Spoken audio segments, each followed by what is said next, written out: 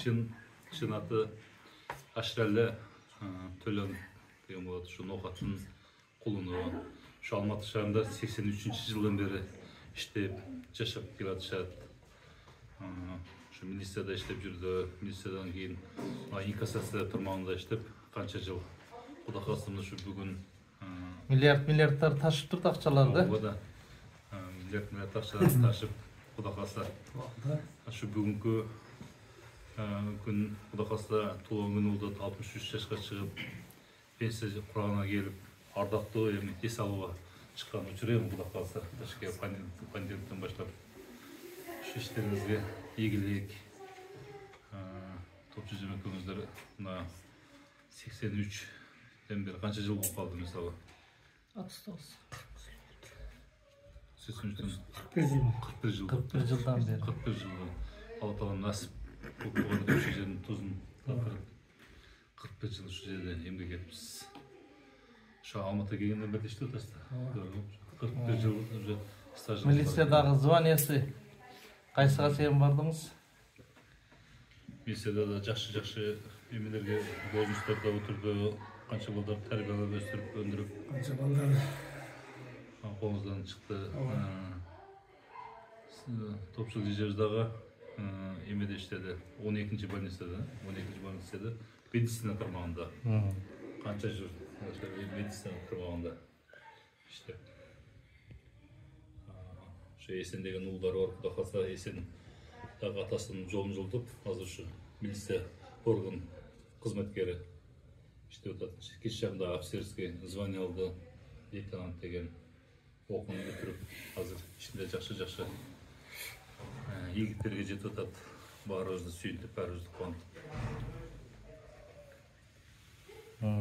Командир рота болуп жүрдү, ошол милицияда иштеп жүрүп. Ийгилик эшке. рахмат. Жакшы эс Сиз дагы эжеке агай жөнүндө айтып койсоңуз. Неме? Жолдош полковник жөнүндө айтып коюңуз, сиз дагы. Сизге жезде болот экен, Ооба. Жездем, мен ушул жерге 18 жашымда келгемин да, Алматыга. 88-жылдын январында келгем, 7 январда. Ошол мен келгенден бери ушунча жыл өтүптүр. Ошондо өзүнүн эмгегинен баар таап, бирөөгө мындай кандай дейдилер, пример болуп, үлгү болуп. ооба, үлгү болуп, аркасындагыларды ошентип эрişтип өстүрүп келди. Мына банкта иштегенден бери аябай аброю жогору, дайыма мактоолорду алып турган, дайыма премияларды алган кызматчы болду. Эми бул жерде өкмөттүн ишинде иштеш деле оңой эмес. Анан бөлөк элде ошентип тил табышып, ошол жерден орун таап иштеген бул эң чоң жетиштик. Милицияда иштекке илинбей, бир жаман ишке илинбей, Жок, эч кандай ишке илинбей, наоборот, грамоталарды алып, өтө жакшы иштерди жасап, мен ошол келгенден бери, келгенде окууну бүтүргөнчө жездем менен эжем кароосунда болдум.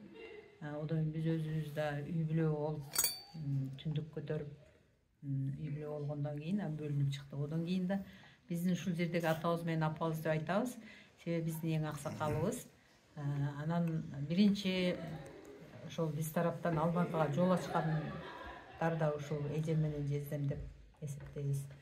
Чоң рахмат. Эми бизди аркаларынан өкчөлөрүн басып эле өсүп келатсак дагы, баары бир биз канча үлгү алдык, канча тарбия алдык, ошолардын ар бир баскан турганын, кылган ишин, ушул туура экен, ушул улуулар ушундай кылат экен деп биз аркасынан өсүп келе айтып, уже жетип деле калдык окшойт. Азыр чогуу отурсак эч ким бизди мындай арабызда алыс жаш экенин анча байкабайт деле да.